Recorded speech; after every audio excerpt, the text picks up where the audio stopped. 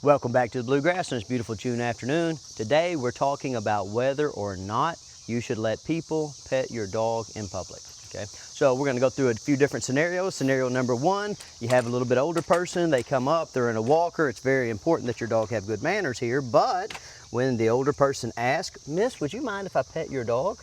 Of course not. I wouldn't have brought him out in public if he wasn't friendly and had good manners. Key point.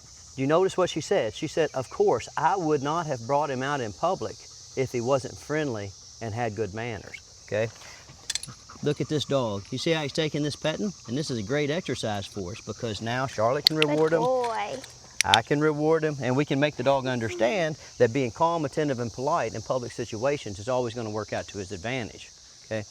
But what she said was really important, and you guys need to think about this. I wouldn't have brought him out in public if he wasn't friendly and he didn't have good manners, okay? There's too many people that are going out into the world advocating for their dogs, and the reason they're having to advocate for their dogs is because they're unfriendly people and they're socially awkward, and they are inadvertently making their dogs unfriendly dogs and awkward dogs, okay? So from my perspective, when we go out in public with the dog, we want to have 360-degree winds. We want to have a nice walk. We want the dogs to have a nice walk. And if somebody comes up and wants to pet our dog, of course, we would like to spread a little joy, right? Because you don't know what the person in that walker is going through and how just letting them interact with your dog might make them feel a lot better about their life. Okay, now we'll do a few more scenarios and we'll apply the same logic to a bunch of different situations. So the veterinary technician comes in and says, ma'am, do I need to muzzle your dog so the doctor can examine them? Of course not. I've been preparing her for these kinds of situations since I brought her home. Of course not, because I've been preparing her for these types of situations since I brought her home. Okay, Good. see, another major key there, right? And since C's been preparing the dog for examination, look, I can go ears, eyes, teeth, spine, privates, belly, chest, joints, and toes. Thank you, ma'am. That was a very pleasurable experience. And look what I just did, okay? Or look what C just did.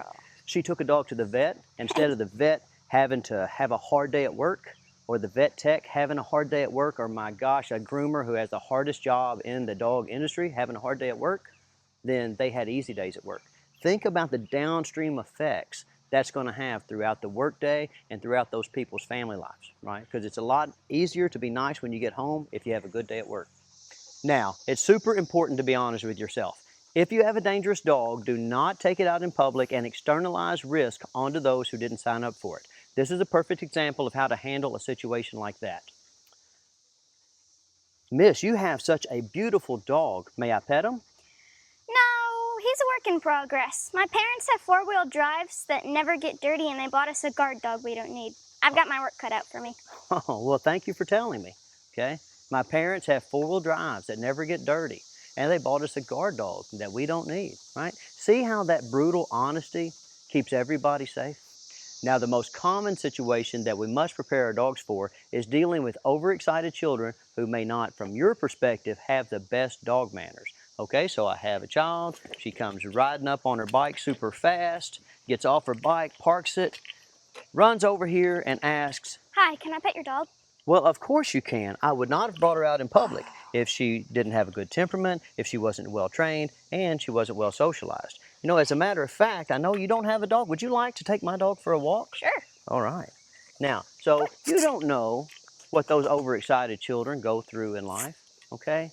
So if you go out in public and you have a dog with a nice gregarious attitude, good basic obedience, it's been properly socialized, and you can bring a little bit of joy to a child's life, don't you want to?